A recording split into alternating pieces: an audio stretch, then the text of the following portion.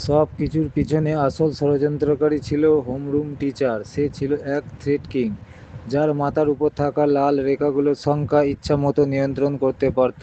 নিজের তৈরি করা বিশেষ চশমার মাধ্যমে সে একদল অনুগত অনুসারীকে নিয়ন্ত্রণ করত। তার এই কাজের অন্যতম উদ্দেশ্য ছিল এই অপবিত্র লাল রেখাগুলোর বিলুপ্ত ঘটানো।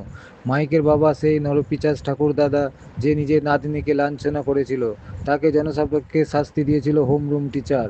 যদিও মাইক নিজেও তার বাবাকে ঘৃণা করত, সে ছিল একজন পুলিশ অফিসার, তাই সে এমনভাবে কাউকে হত্যা করতে পারত না। মাইক কিছু করার চেষ্টা করেছিল, কিন্তু আশ্চর্যজনকভাবে সে ব্যর্থ হয়ে গেল। হোমরুম টিচার বারবার জিজ্ঞাসা করছিল চশমা পরার পর কেমন লাগছে পৃথিবীটা। খুব সুন্দর লাগছে, তাই তো? সে বলল, আরেকটু অপেক্ষা করো, খুব শিগগিরই পুরো পৃথিবী লাল রেখায় ঢাকা পড়বে। একেই বলা হয় মুনলাইট প্ল্যান। ঠিক তখনই আনা টেনে নিয়ে যাওয়া হয় মুনলাইট এর আধ্যাত্মিক জগতে। এটা দেখে হোমরুম টিচার মাইকে ছুঁড়ে ফেলে দিল এবং আনার দিকে তাকিয়ে বলল, তুমি কি জানতে চাও কেন তুমি জন্ম থেকেই এই লাল রেখাগুলো দেখতে পাও? সে জানল সব কিছু আজকের এই দিনের জন্যই ছিল। তুমি অভিশপ্ত নও, তুমি আশীর্বাদপ্রাপ্ত।